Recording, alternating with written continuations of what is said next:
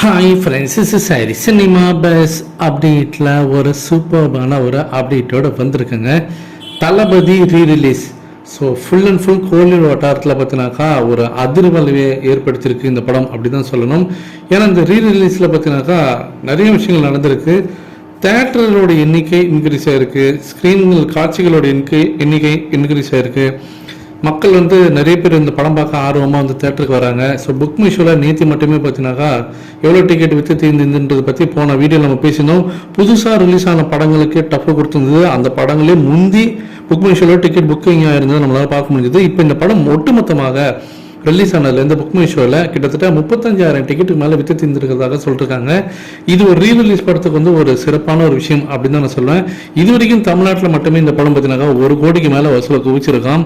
So ரொம்ப வருஷத்துக்கு முன்னாடி ரிலீஸ் ஆன ஒரு படம் இப்போ மீண்டும் ரிலீஸ் ஆகி பட்டை கிளப்புன்னு இருக்குங்க. அடுத்தது நம்ம கூலி படத்துக்கு வரும். கூலி படத்தோடைய அந்த ஒரு சின்ன ஒரு வீடியோ தான் ரிலீஸ் பண்ணியிருந்தாங்க ரஜினி சாரோட பர்த்டேக்கு. அது பயங்கர வைரலாக போயிருந்தது. அந்த சாங்கில் ரஜினி சார் கூட சேர்ந்து பின்னணியில் நின்று டான்ஸ் ஆன இருவர் அவங்க ஒரு யூடியூப் சேனலுக்கு பேட்டி கொடுக்குறாங்க. அவங்க பேசுகிற அந்த வீடியோக்கான லிங்க் நம்மளுடைய டிஸ்கிரிப்ஷன் தந்திருக்கேன், மறக்காம போய் பாருங்க.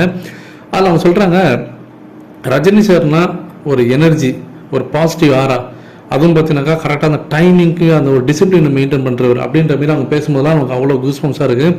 ரஜினி சார் பக்கத்தில் நின்னாலே அவ்வளோ பாசிட்டிவ் வைப்ரேஷன் நம்ம சுற்றி வந்துருங்க.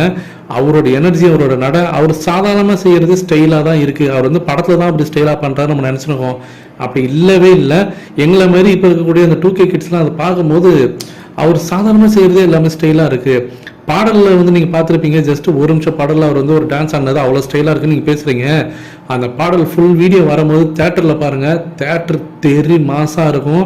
ஒரு வேற லெவல் வைப் இருக்குது உங்களுக்கு அந்த பாடலில். இன்னும் நிறைய விஷயங்கள் இருக்குது, அதெல்லாம் சஸ்பென்ஸாக வச்சுருக்காரு டேரக்டர். அது நீங்கள் தேட்டரில் போய் படத்தில் பார்க்கும்போது உங்களுக்கே புரியும். அப்படின்ற அவங்க சொல்லும் போது நமக்கு எதிர்பார்ப்பு இன்னும் கியூரியாசிட்டி இந்த படத்து மேலே எகுறது அப்படி தான் சொல்லணும். So 70s kids, 80s kids, 90s kids, 2K kids, gen கிட்ஸ்ன்னு சொல்லிட்டு எல்லா ஜென்ரேஷனுக்கு பிடித்தமான ஒரு நடிகராக ரஜினி சார் இருக்கிறாரு அப்படி தான் நான் சொல்லுவேன். இதை பற்றி உங்களுடைய கருத்துக்கள் என்ன அப்படின்றது கீழே சொல்லுங்க ஃப்ரெண்ட்ஸ்.